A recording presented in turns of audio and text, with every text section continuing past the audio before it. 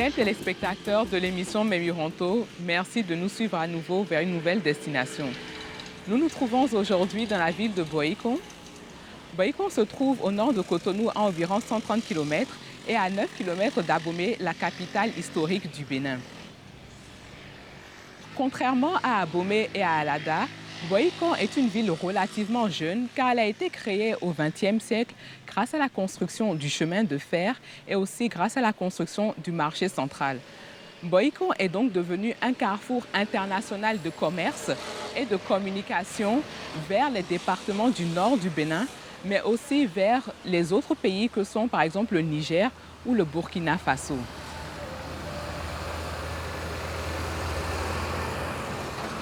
Nous devons aussi à Boikon certains personnages illustres comme par exemple le président Nicéphore Dieudonné Soglo. C'est aussi ici à Boikon qu'a étudié feu président Hubert Maga et c'est aussi d'ici qu'est originaire l'ancien ministre de la Justice Abraham Zizindohwe. L'association Memironto se trouve plus précisément ici dans le village souterrain d'Agongwento qui est une relique du royaume d'Abomey. Il s'agit en fait de différentes caves souterraines qui ont été découvertes en 1998 par des Danois au cours de la construction d'une route. Plusieurs vestiges ici ont été exhumés et il s'agit d'un site qui témoigne des différentes pratiques, mais aussi des différents styles de vie de toutes les populations qui se sont succédées ici au fil des différents millénaires et des siècles. À quoi servaient ces caves? Qui les a construites? Quelles sont les histoires qu'elles nous racontent aujourd'hui? C'est ce que nous allons découvrir ensemble. Suivez-moi.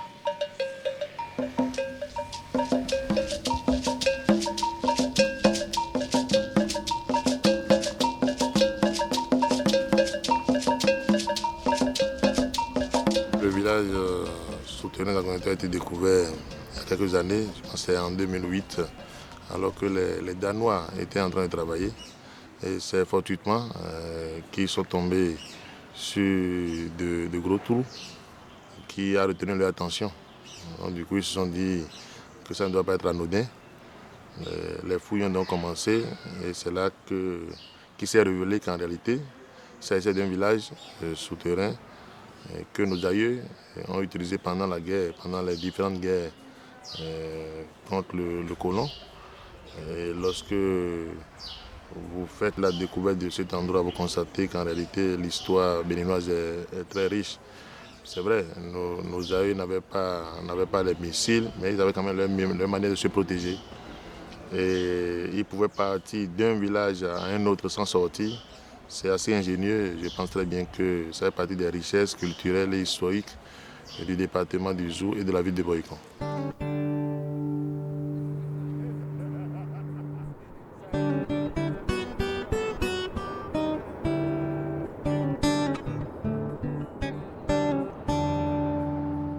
Bon, ce site est le fruit de la coopération entre, comme je l'ai dit, les Danois, le gouvernement béninois et la mairie de Boikon. C'est d'ailleurs le seul site aujourd'hui que la mairie travaille à promouvoir. Sinon, les autres sites sont sous le ministère de la Culture. Mais ici, ce site est communal. Nous avons un gestionnaire qui est sur le site. Vous savez que les travaux sur le site ont beaucoup coûté. Je voudrais profiter pour remercier les Danois qui ont beaucoup fait pour ce site-là. C'est beaucoup d'argent. Depuis les fouilles aux études jusqu'à la mise en place même du village souterrain, c'est beaucoup d'argent. Le gouvernement a joué sa partition, mais nous pensons qu'il y a encore aujourd'hui beaucoup à faire. Et nous travaillons, la municipalité travaille dans la mesure de ses possibilités à faire en sorte que nous puissions élargir ce site parce qu'il reste encore beaucoup d'autres abris qui ne sont pas encore valorisés. On devait travailler à les valoriser.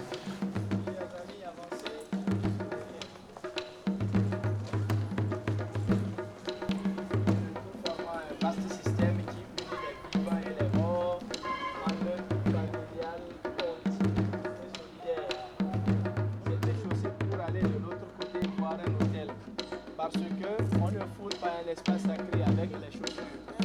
Il y a un baobab et un ficus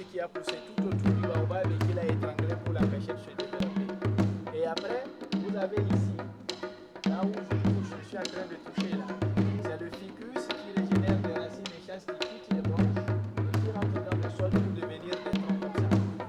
C'est un phénomène naturel, mais en dessous duquel pour les croyants se déroule une vie mystique. Grâce à ce site-là, Boycon est connu. Il y a beaucoup qui ne connaissaient pas Boycon et qui ont connu Boycon grâce à ce site. Parce que par curiosité, ils viennent découvrir. Ou nous en avons entendu parler en Europe, aux États-Unis, partout. Bon, lorsque les gens viennent, au lieu de rester seulement à Cotonou, ils se disent ah non, il faut qu'on vienne à Boycon voir le site archéologique. Donc aujourd'hui, tout au moins, la ville a été en griffe assez vendue grâce à ce site touristique. Les retombées sont forcément aussi économiques parce que lorsque les touristes viennent, parfois ils passent des jours ici. Les hôteliers font de bonnes affaires. Et les bonnes dames qui sont au marché peuvent vendre certaines choses. Et les artisans qui ont des objets d'art peuvent aussi s'en sortir. Donc je pense que pour l'économie locale, c'est quand même assez rentable la découverte de ce site-là. Les amis, mettez-vous à l'ombre. Le site est aujourd'hui beaucoup plus connu par les étrangers que par les autochtones même. Vous voyez. C'est vrai que les visites sont organisées pour les élèves du primaire, des collèges depuis quelques mois. On a repris ça pour que déjà les enfants puissent s'habituer au site. Vous voyez. Et toutes les fois qu'ils vont faire la découverte de ce site, et enseignants et élèves sont souvent émerveillés. Vous voyez. Donc nous devons travailler à faire connaître le site à la population de Boycon, c'est vrai. Ils sont nombreux à connaître Agoumentou, mais ils ne sont pas nombreux à avoir le temps d'aller faire vraiment la découverte de ce site-là, au point où c'est beaucoup plus de Cotonou, de Porto Nouveau, de Parakou d'ailleurs, que les gens viennent découvrir ce site archéologique.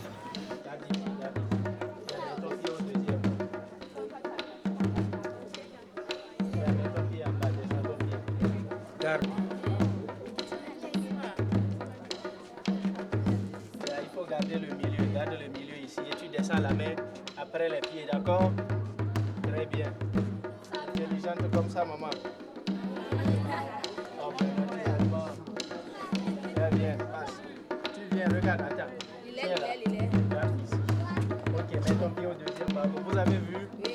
Elle n'a pas regardé en bas pour avoir le vertige. Hein? Viens, mademoiselle. Nous sommes au sein d'un Rwando. Alors, la première chose qui interpelle lorsque vous rentrez dans un Rwando, c'est d'abord l'architecture. Lorsque vous levez les yeux, vous allez voir qu'il y a une toute petite entrée, rapidement de diamètre. On a creusé dans le sol d'une manière verticale jusqu'à laisser une certaine épaisseur de motte de terre avant de créer la première chambre où nous sommes. Ça veut dire qu'au départ, il y a une étude du sol qui a été effectuée avant la construction. Et entre-temps, il n'y avait pas d'échelle. Lorsque vous regardez sur les parois, vous allez voir les encorches. Comme dans un puits, vous descendez et arrivez ici, vous sautez pour avoir accès au plancher. Et comme vous ne voyez pas le plancher de l'arrow, si vous n'êtes pas de la maison, vous ne pouvez pas oser sauter. Une fois que vous avez accès à la maison, lorsque vous tâtez les parois, vous sentez la dureté du sol dans lequel la maison a été taillée. C'est de l'argile et du fer.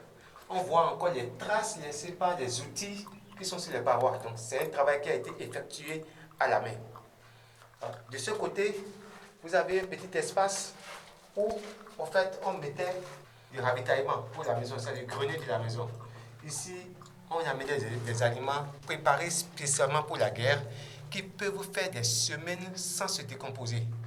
Donc, on ne fait pas du feu pour la cuisine dans le Rwando. On vient avec des aliments préparés, ce soit pour la guerre, tels que le bokoum, le liu, tout ça là qu'on met ici.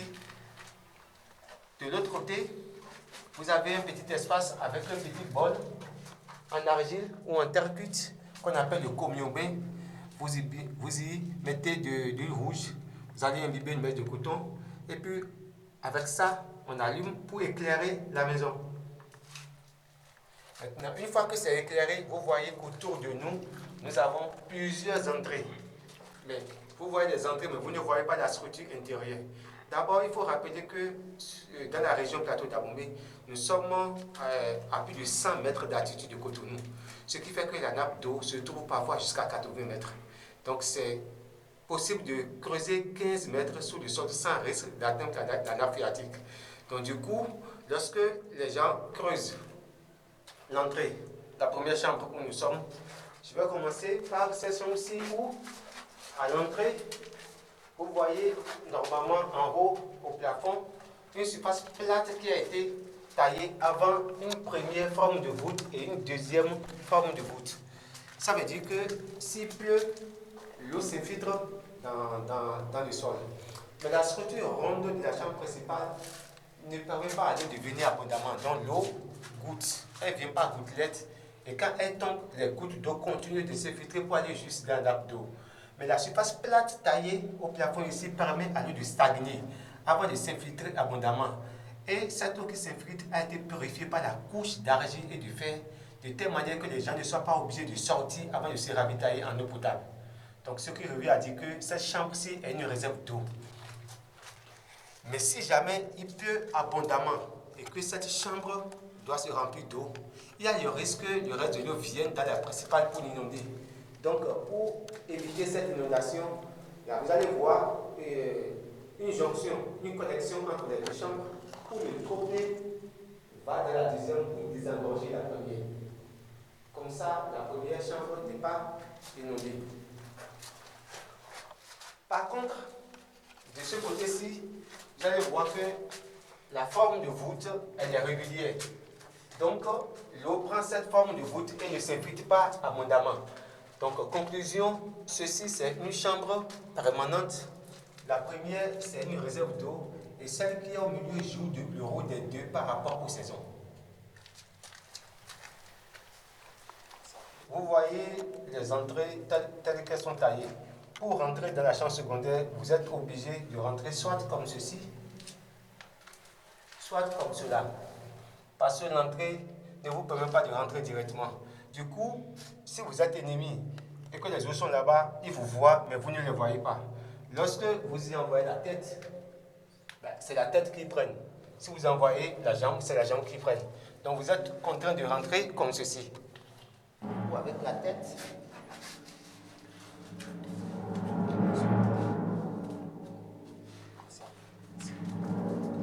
Voilà. Il y a une autre échelle qui vous permet de descendre au sol.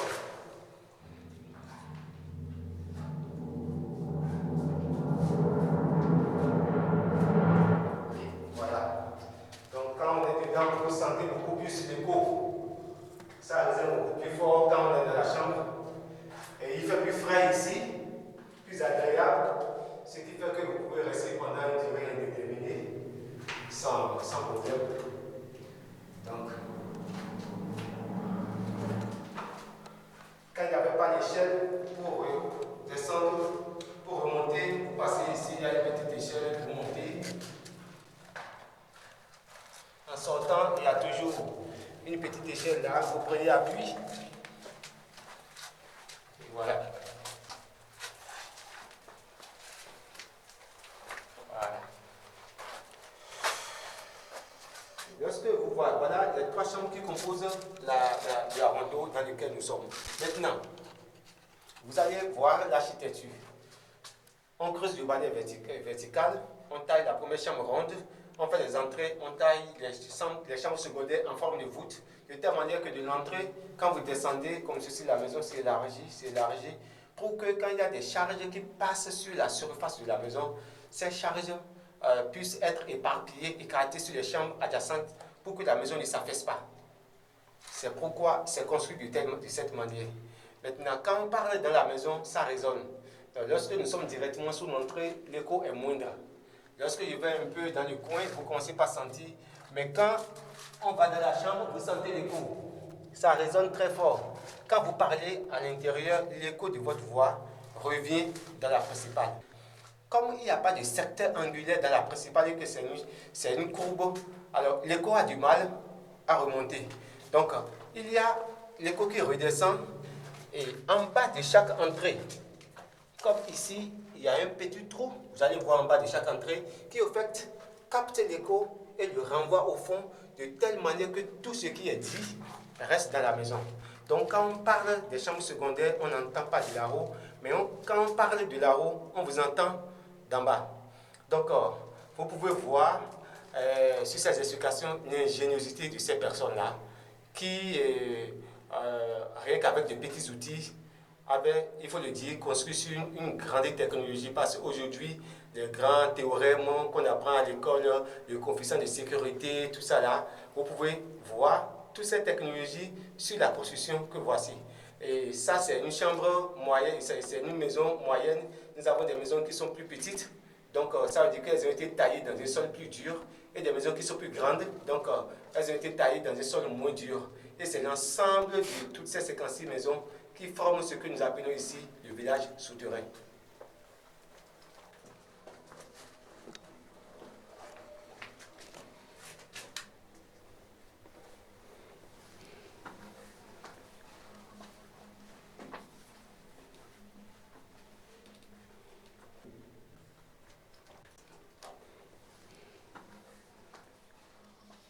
Nous avons en temps normal la végétation qui camoufle totalement l'entrée des harendos.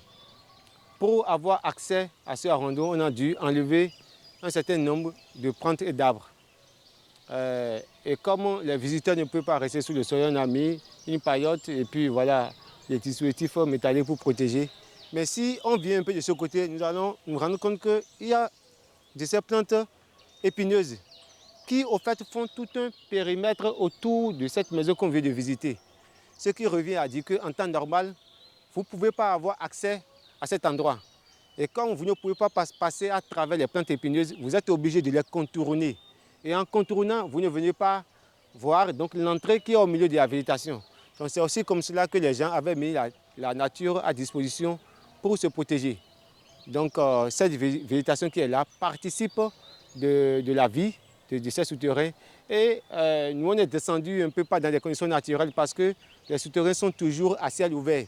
Et les plantes autour créent de l'ombre et par photosynthèse donnent de l'oxygène et reprenaient du gaz carbonique.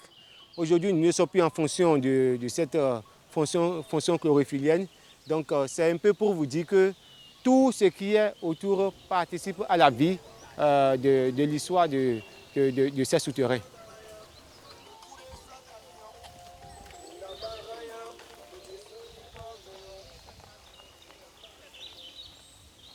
Nous avons une forêt sacrée qui est là aussi. Nous avons plusieurs palais royaux, notamment à Huawei, à Saho, chez le roi Dako, qui est aussi un endroit plein d'histoire. Vous savez, aujourd'hui, entre Abomey et Boycon, il y a une co-urbanisation. Et l'histoire du roi d'Abomey, c'est Abomey. La proximité de Boycon avec Abomey fait que du coup, la ville de Boycon est aussi une ville historique.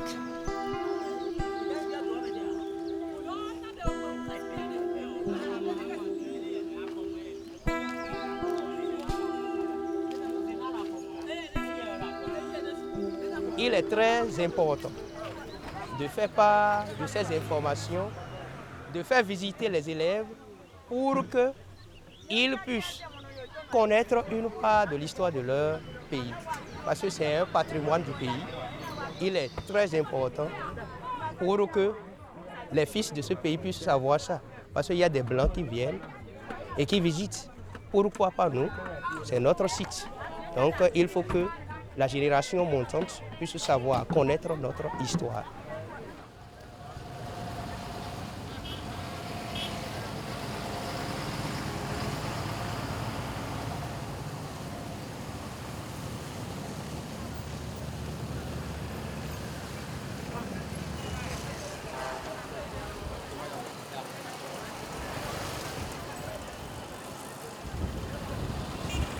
Boycon, c'est une ville d'environ 175 000 habitants qui s'étend sur 132 km², 10 arrondissements, 66 quartiers. Boycon, c'est une ville où l'activité principale, c'est le commerce, mais nous avons aussi beaucoup de transporteurs. Le commerce est allant de pair avec le transport, l'élevage, l'agriculture, la transformation pour les femmes. Bref, c'est une ville carrefour, une ville assez dynamique une ville assez ouverte sur l'avenir. Boycon est majoritairement composé de l'ethnie Fon, 88%. Et nous avons aussi les Ayas, les Yoruba et les Peuls. C'est une ville donc cosmopolite, mais l'ethnie majoritaire c'est les Fon, parce que nous sommes dans le département du Zou. Je voudrais à nouveau inviter la population béninoise et la population de Boycon à s'approprier ce site, à comprendre que ce site est riche en histoire et que c'est là toute l'histoire. L'histoire, c'est le récit des événements passés, mais nous avons la possibilité de revivre l'histoire. Et nous souhaitons que ce site-là soit inscrit au patrimoine mondial de l'UNESCO, parce que c'est important. Nous y travaillons et nous espérons que nous parviendrons à le faire. Nous souhaitons aussi que le gouvernement qui joue derrière sa partition puisse la jouer pleinement pour que nous puissions mettre en valeur les abris qui sont encore là, qui ne sont pas encore valorisés.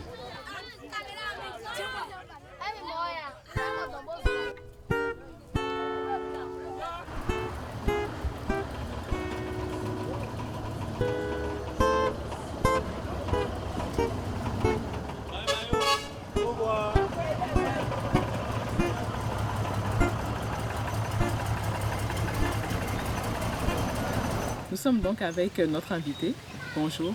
Bonjour madame. Est-ce que vous pouvez vous présenter pour nos téléspectateurs, s'il vous plaît? Je suis Théodore Atropo, gestionnaire du village souterrain d'Agogwento, aussi appelé Parc archéologique d'Agogwento, situé à Boycon. D'accord. Est-ce que justement vous pouvez nous présenter le site sur lequel nous nous trouvons? Le village souterrain d'Agogwento, c'est un espace d'environ 7 hectares qui abrite des souterrains que nous appelons dans notre langue fongbe Arwando, Arwan qui veut dire guerre et Do qui veut dire trou. Donc ce sont des caves souterraines creusées exprès pour utiliser comme stratégie et cachette pendant la guerre, notamment sous le règne du roi Agadja. Et comment est-ce que ces caves justement ont-elles été découvertes? Alors déjà les riverains, les populations dans la zone connaissent l'existence de ces caves, même si elles n'en parlent pas. Mais la découverte par les Européens, ça a été en 1998, lors du traçage de la route du projet Aboki, Aboumi-Boycon-Ketou, lors des travaux de construction, l'un des bulldozers de la compagnie danoise qui était en charge de ces travaux s'était affaissé et avait disparu de la surface de la terre. Donc quand les Danois sont partis au port de Cotonou ramener des grues pour faire ressortir cette machine, ils se sont rendus compte qu'en bas, il y a des ramifications. C'est là que les riverains sont venus leur dire que ce sont des souterrains qui avaient servi de cachette pour nos ancêtres. Il y en a un peu dans toute la zone. Donc les Danois ont dû arrêter les travaux pour faire une étude du sol. Et comme ils avaient vu qu'il y avait beaucoup de maisons souterraines, ils ont après été saisis les autorités pour pouvoir amener des archéologues de l'université de Copenhague avec leurs homologues de l'université d'Agou-Kadavi. Ils ont commencé les fouilles archéologiques. Et c'est comme ça que l'histoire a commencé petit à petit. Et le roi du Danemark, toujours avec le ministère de la Culture de ce moment-là, ils ont pensé que laisser un souvenir où d'autres personnes peuvent venir écouter et voir ces caves, écouter l'histoire relative à ces caves souterraines. Ils ont décidé de mettre en place un projet de valorisation qui donnera 10 ans plus tard naissance au musée que constitue aujourd'hui le village souterrain d'Agogwento. Et jusqu'à quelles autres communes s'étalent justement ces caves-là? Ces caves sont un peu éparpillées dans toute la région plateau d'Abomey. Bon, évidemment, nous l'avons dans la commune d'Abomey, dans la commune de Boycon. Boycon est composé de 10 arrondissements. Nous avons au moins 7 qui ont des arrondos sur les 10. Et la commune de Zobodomé aussi en a. D'abord, les plus anciens se situent sur ce territoire et datent de 1600, 1700. Et nous avons aussi la commune de Zakota, la commune de Djidja, ainsi de suite. Donc c'est pratiquement toute la région plateau d'Abomey. Et est-ce que ces autres caves sont aussi valorisées ou c'est seulement celles qui se trouvent ici à Boycon qui le sont? Malheureusement, les autres caves, même les plus anciennes qui sont, comme je l'ai dit tantôt, sur le territoire de la commune de Zobodomé, ne sont pas valorisées. Déjà, il faut dire qu'en 1998, lorsque les Danois étaient en train de faire des recensements de ces souterrains, ils avaient compté jusqu'à plus de 1600. Donc c'était difficile de prendre tous ces abris-là comme pour les valoriser. Et de 1998 à nos jours, je pense qu'on avoisine déjà, peut-être qu'on a dépassé même les 2000. Donc c'est difficile d'aménager tous ces souterrains. Donc comme il n'y a pas eu d'affaissement de machines ailleurs et que c'est à Boïcon, c'est là où l'incident a eu lieu. C'est sur ce site que nous avons le musée aujourd'hui. Et quels sont les objets qui ont été exhumés, qui ont été découverts dans ces caves? Alors, dans les caves proprement dites, il n'y a pas beaucoup d'objets qui ont été trouvés.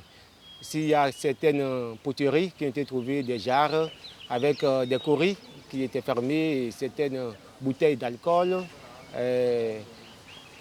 Mais il n'y a pas beaucoup d'objets qui ont été trouvés dans les souterrains, puisque les souterrains, on s'en servait au début pour se cacher et après on repartait avec tout. C'est lors des fouilles archéologiques qu'on a déterré beaucoup d'autres vestiges, parfois autour ou bien un peu plus loin par rapport aux caves souterraines. Et dans tous les cas, on tombe parfois sur des vestiges qui n'ont aucun rapport avec l'histoire des souterrains, parfois certains qui ont un rapport avec les souterrains. C'est comme ça que nous avons des vestiges vieux de plus de 1000 ans. Comme par hasard, nous avons des vestiges du 7e siècle, du 6e, du 10e, 11e, 17e, 18e, 16e. Donc c'est de toutes les époques au fait. Donc comme je l'ai dit, il y a certains qui ont une relation directe avec les souterrains et d'autres qui n'ont pas de relation avec les souterrains.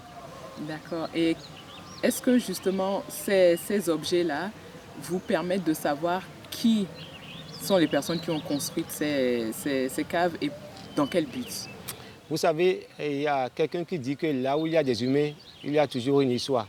Donc, retrouver un objet utilisé par des humains, cet objet, qu'il soit cultuel ou culturel, relate beaucoup d'histoire. Il faut seulement savoir faire parler ce vestige en question.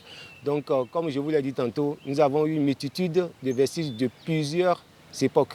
Donc, celles qui sont beaucoup plus parlantes, c'est les objets retrouvés dans des anciennes tombes. Donc nous avons des tombes pas comme celles qu'on a aujourd'hui. Avant le contact avec l'Europe, on n'avait pas la culture des tombes rectangulaires avec des cercueils. C'est une autre forme d'enterrer. C'est par rapport à qui tu es, de ce que tu fais, de comment tu es mort. Il y a des critères qui déterminent ta tombe et ton enterrement. Donc lorsque vous vous retrouvez face à une de ces anciennes tombes aujourd'hui, vous avez la possibilité de connaître un peu l'histoire à cette époque. D'abord, c'est facile d'avoir un peu la date en faisant la datation par la méthode carbone 14. Et après, lorsque vous retrouvez des poteries qui servent à garder l'eau, la nourriture, l'alcool ou bien à recevoir certaines offrandes. Et lorsque vous voyez certains attributs, lorsque vous voyez par exemple un marteau et l'enclume, vous savez que c'est un chef forgeron.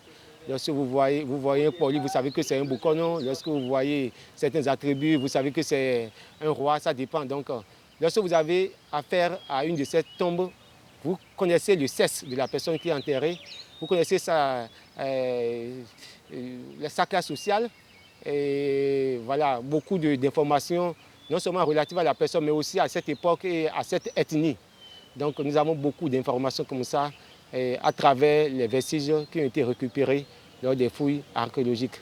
Est-ce qu'il a été possible de reconstituer un peu la vie quotidienne des populations de cette époque-là?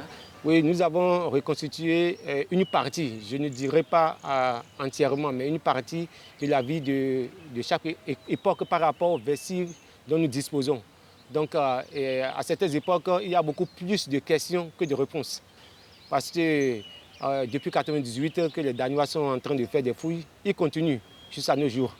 Donc même l'année dernière, nous avons fait sortir un document avec les 18 ans de fouilles archéologiques sur le plateau d'Abomey. Donc, en fait, à chaque époque, son histoire. Et par rapport au souterrain, nous avons déjà dans l'oralité, dans les traditions orales, certaines informations qui circulent, même si parfois elles sont contradictoires.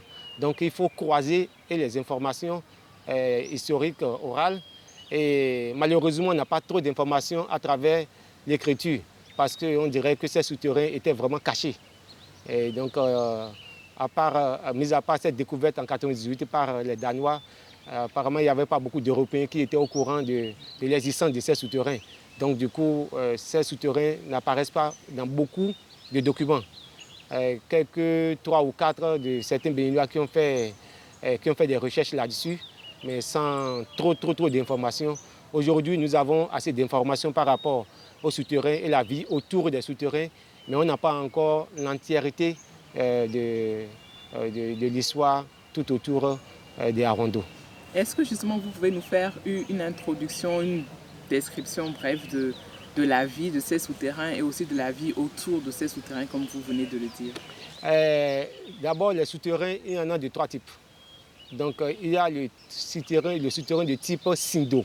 Sin qui veut dire eau, Do qui veut dire trou. Donc, nous sommes à une époque où l'eau constituait une denrée très rare dans cette région, sur le plateau d'Abomey. Donc, on avait creusé des souterrains exprès pour recueillir l'eau de ruissellement qu'on va utiliser. Donc, ces types de souterrains sont utilisés notamment pour l'eau. Il y a le type Arondo que nous avons ici. Nous avons près d'une 60aine de Arondo sur notre site. Et Arouan, voulant dire guerre, Do voulant dire trou. Donc, c'était d'abord utilisé par l'armée comme stratégie. Donc, au début, c'est l'armée qui a utilisé. Et compte tenu de l'histoire que nous avons recueillie, les gens venaient s'y cacher et après sortir, surprendre les adversaires par derrière, parce que le roi du Dahomey étant très fort en combat corps à corps, mais avec ses pires ennemis qui venaient de l'Est, donc d'Oyo, qui étaient des cavaliers qui tiraient à l'arc, qui avaient l'avantage de la distance avec les chevaux et après avec les arcs. Donc les gens ici venaient se cacher pendant la guerre. Et si possible, s'il y a des ennemis qui passent par ici, ressortaient les surprendre par derrière. Donc la vie n'était pas 24 sur 24 dans les souterrains. C'est vrai que les souterrains sont creusés au sein d'une grande forêt. Parce qu'aujourd'hui, nous parlons de commune de Boïkon, mais à cette époque-là, il n'y avait pas de maison aux alentours, c'était que de la végétation. Donc ces souterrains avaient été creusés et dissimulés au sein d'une forêt. Donc toujours par rapport aux informations historiques et orales dont nous disposons, il y a des sentinelles dans les arbres, dans les grands arbres, Iroko, Baobab, Ficus, qui donnaient l'alerte à l'arrivée des personnes inconnues, dont les gens disparaissaient et après réapparaissaient, surprendre ces personnes par derrière. Donc par rapport au Arondo, voilà un peu ce que nous avons. Maintenant, nous avons un 3e type de souterrain qu'on appelle Bedo, qui voulant dire cachette. Donc, compte tenu toujours des informations, des traditions orales, il paraît que c'est dans ces formes de souterrains qu'on allait cacher des butins de guerre. Donc voilà, à chaque type de souterrain, son histoire. Et vous avez retrouvé des butins de guerre? Non, on n'en a pas retrouvé. Je pense qu'on a recensé, en tout cas, une grande partie des souterrains, mais on n'est pas descendu dans tous les souterrains pour faire des fouilles. Parce que vous imaginez, si on a recensé plus de 2000 souterrains, pour fouiller 2000 souterrains, vous imaginez un peu ce que ça donne. Donc ce qu'on fait d'habitude, c'est on cible. Parfois, avec le magnétomètre, on arrive à repérer la nature des objets qui sont sous le sol. Et par rapport aux signaux que ces objets nous envoient, on cible des endroits où on va faire des fouilles archéologiques. Moi, je me rappelle une fois, quand les archéologues étaient en train de faire des fouilles, je leur avais dit que tout un peu à 2 km, qu'il y avait des souterrains. Donc, je les avais amenés, mais ils m'avaient dit, il y a 4 ans de cela, qu'ils n'avaient pas pris ces souterrains en compte. Donc, ça veut dire que si je vous dis qu'ils en ont recensé plus de 1600 en 1998 et que bien après ça, on en a encore découvert d'autres, c'est qu'on ne sait pas exactement combien il y en a. Donc, pour la petite anecdote, il y a 2 ans, tout juste à 3 km de ce site, il y a une dame qui quittait sa chambre pour aller à la cuisine qui se trouve dans la cour de la maison et le sol s'est affaissé sous ses pieds.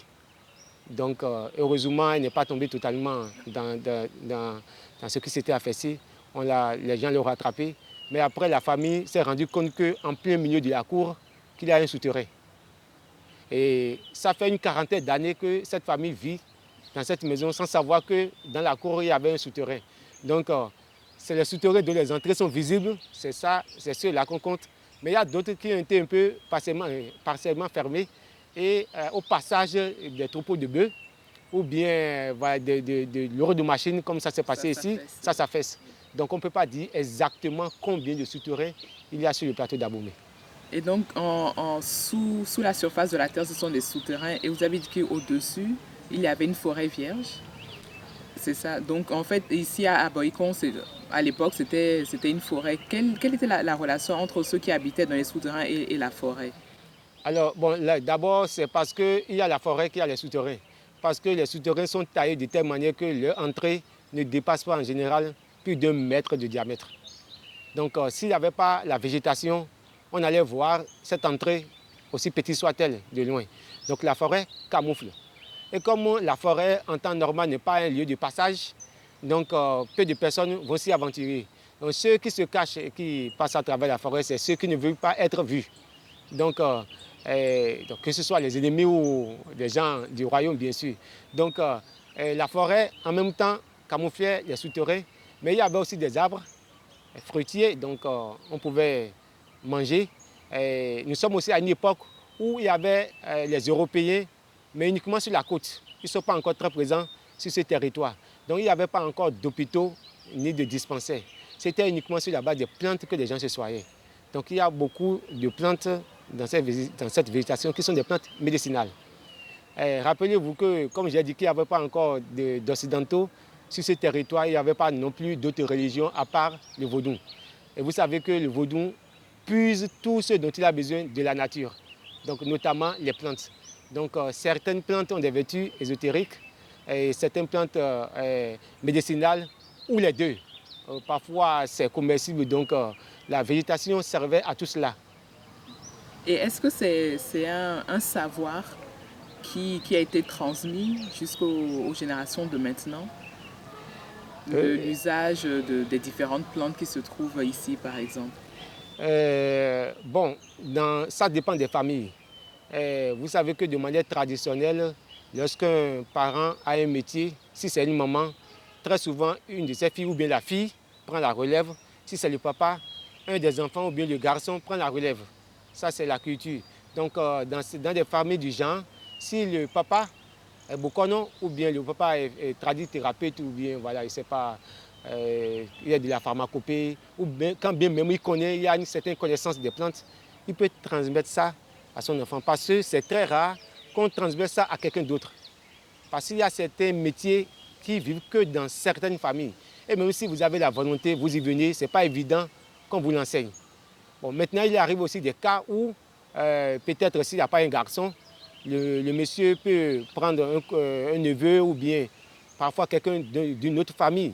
C'est possible, mais c'est des cas rares pour transmettre. Donc, dans des familles du genre, oui.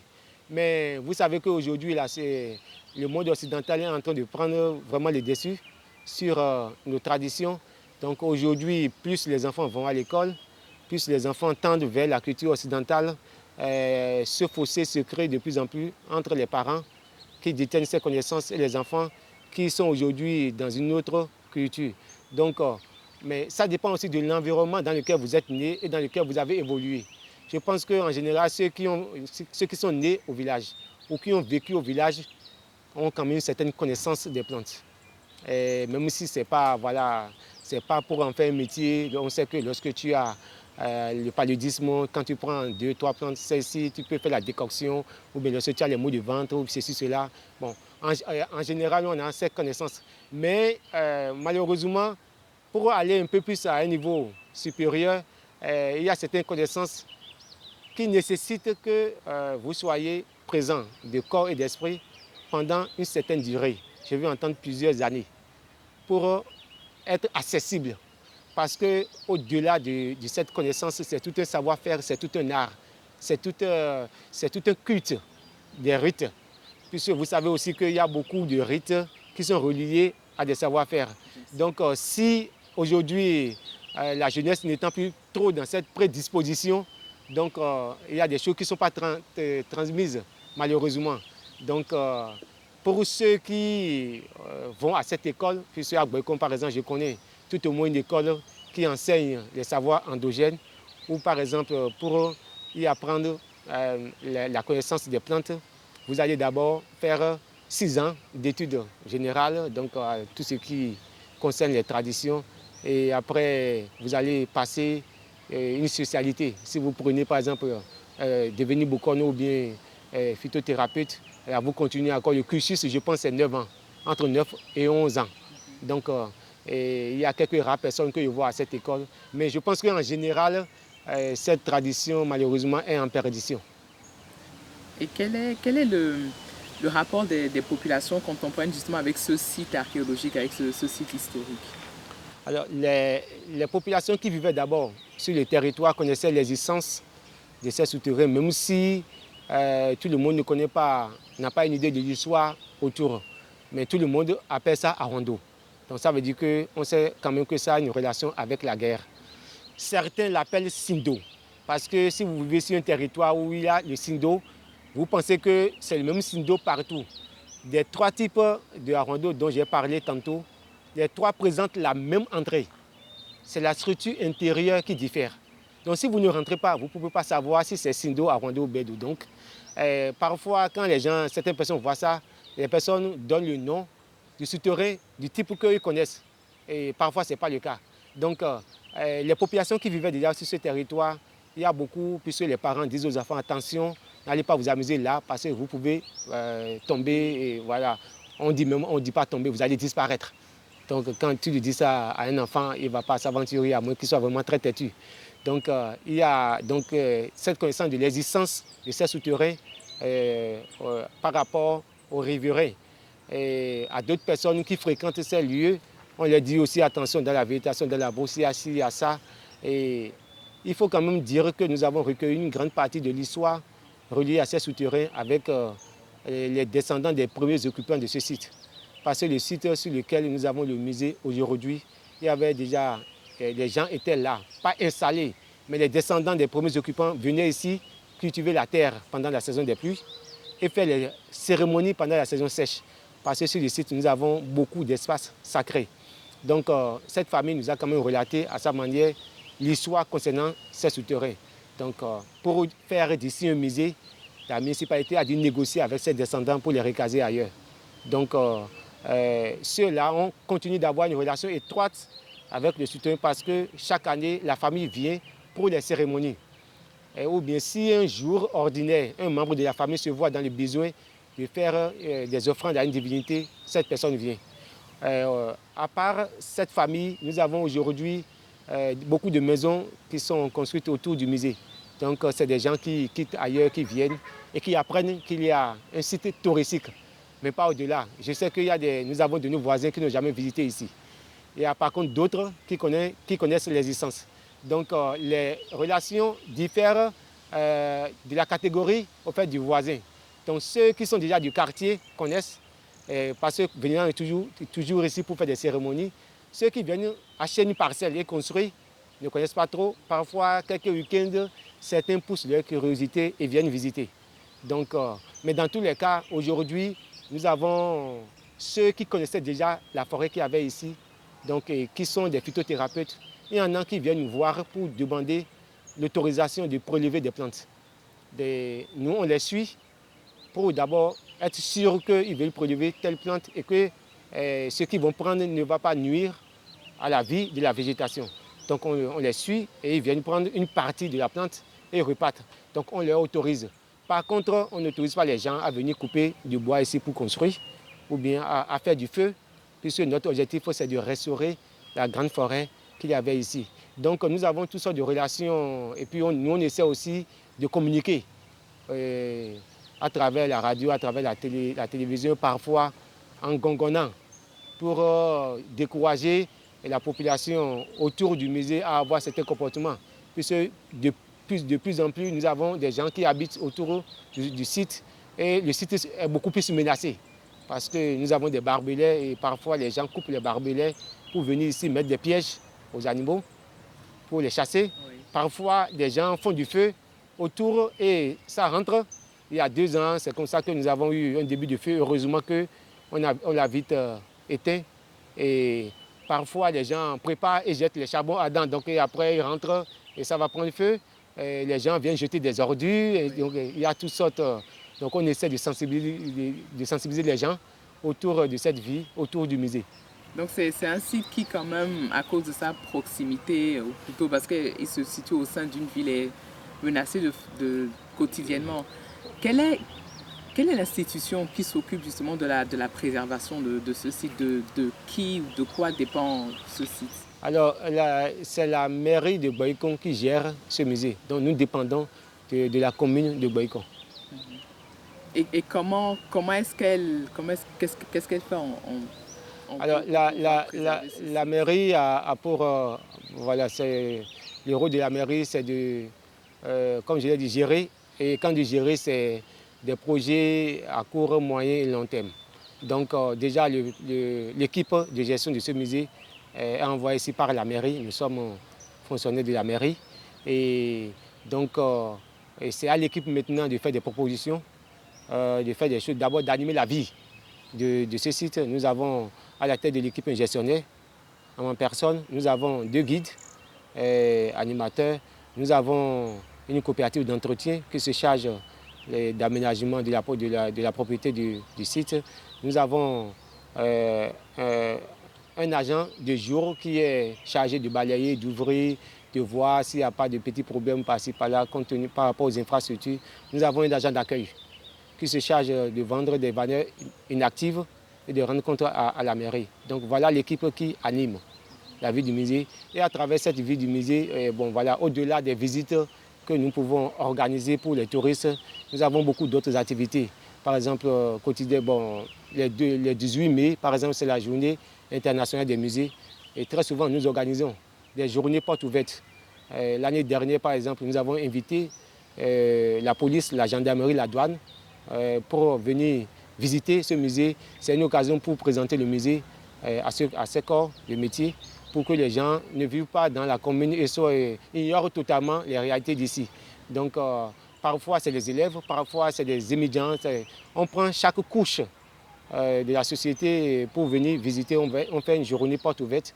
Nous animons aussi des activités culturelles, des chants et danses, parfois des contes et toutes sortes d'activités ludiques. Et parfois, nous accueillons des festivals. Donc, les gens viennent ici pour... nous avons, il y a 2 ans, par exemple, accueilli la caravane des enfants conteurs du Bénin.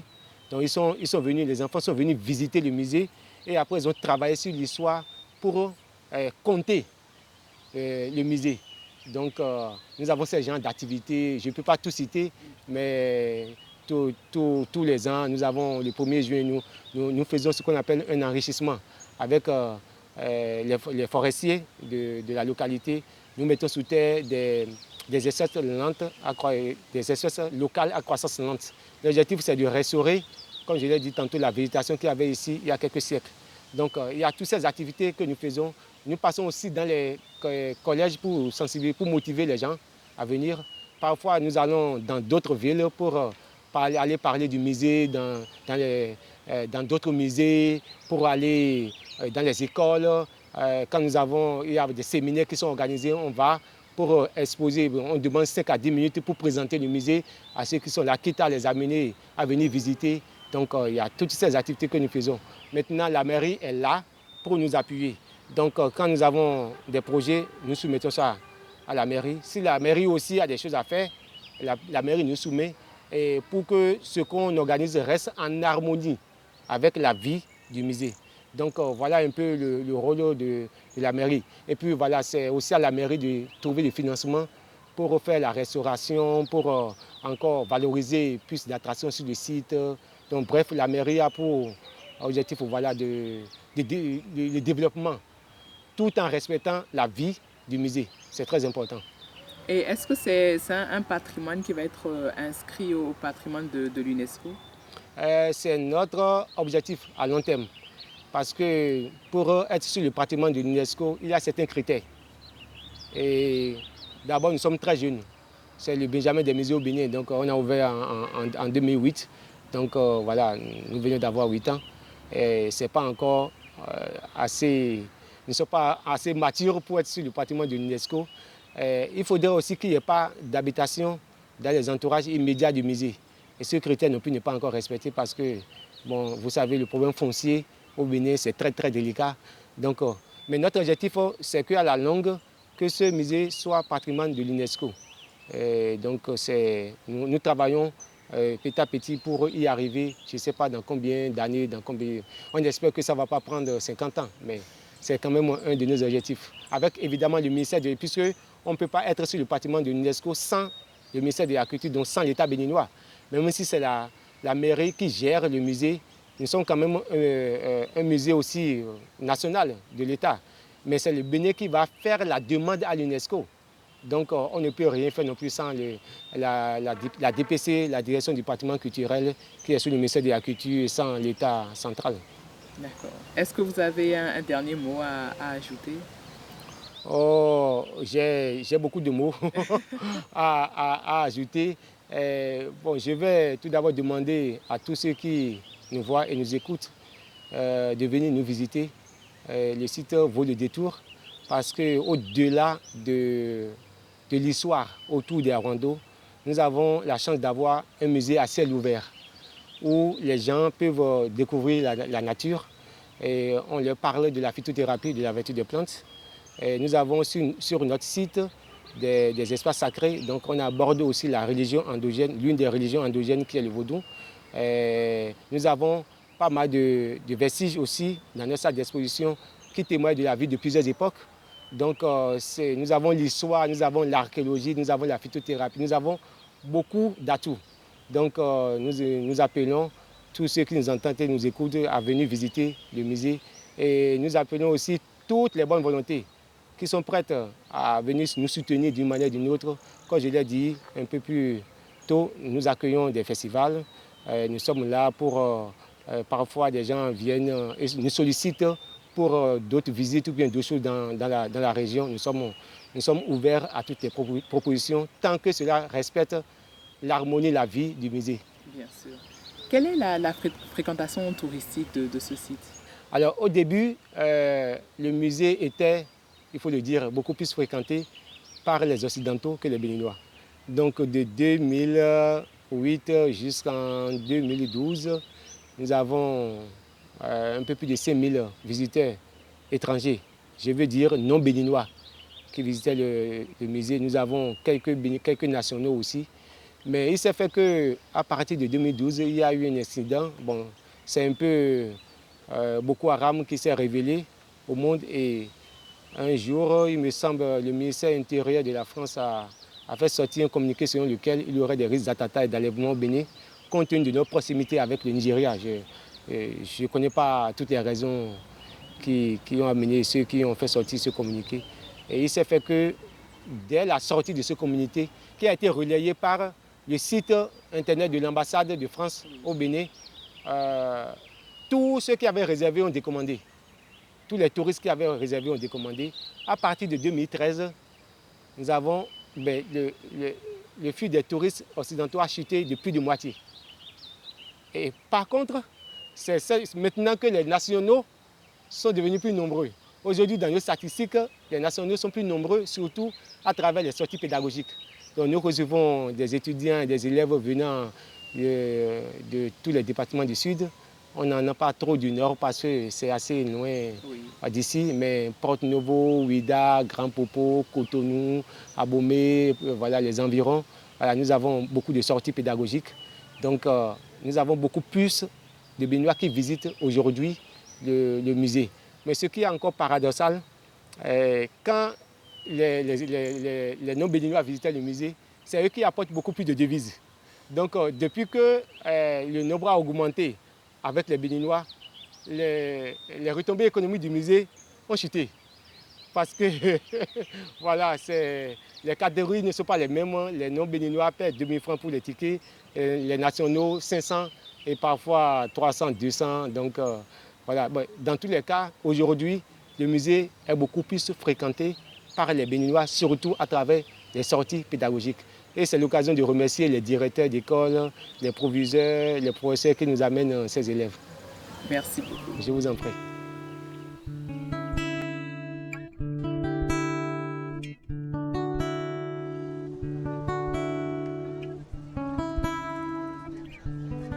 Mesdames et messieurs, comme vous pouvez le voir, nous sommes maintenant à Abomey, ville voisine de Boycon. Comme nous le savons tous, Abomey fut la capitale du royaume du Dahomey. Nous sommes ici pour vous présenter un illustre photographe, M. Nondi Chao, à travers lequel nous allons découvrir les spécificités culinaires de la région que sont le lio et le afiti. Le lio se prépare en plusieurs façons. Je vais dire en plusieurs séries. La première série, c'est la préparation de akma. On va mettre le lio, akma en détail, dans des feuilles. Et on va la formuler en boule. Et puis, on va l'attacher avec les feuilles de palmier. Et akma se retourne encore au feu, c'est-à-dire à la cuisson. Et après presque 2 heures de cuisson, il devient lio, mais pas tout à fait.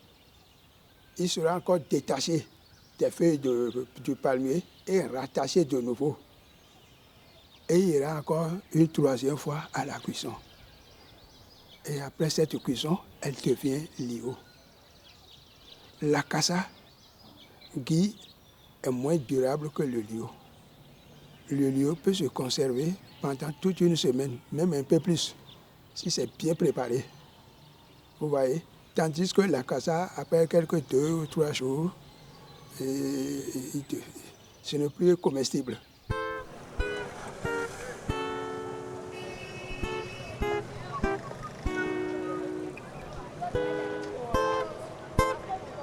Si vous voyez afiti au marché, la vendeuse peut vous dire que je suis de Tétao, ou elle peut vous dire que je suis de Sozomé. Abomey a 2 principaux quartiers de Afiti. Il y a Tétao et puis Sozomé. C'est les 2 quartiers ça, qui préparent Afiti. C'est les graines de néré ou de nété. Je ne sais pas le frère des 2 noms. Beaucoup l'appellent néré, d'autres l'appellent nété. Et nous autres, nous l'appelons awakoum. Awakoum, sa préparation, c'est un peu comme une usine. Parce qu'il faut préparer, il faut cuire à l'eau bouillante. Et les graines cuites, il faut les décortiquer aussi. Et après, on fait la recuisson. Et les graines vont se refroidir dans l'eau froide durant 2 jours comme ça, pour abandonner tout ce qui est acide. Cette eau va être changée. Et dans la 2e eau, on va moudre cette graine. Et si on passe encore tout, on fera fermenter. Après avoir moulu, cette graine sera fermentée. Et après la fermentation, on prépare le afiti maintenant. Afiti est très utile dans beaucoup de cuisines chez nous. Et se consomme cru.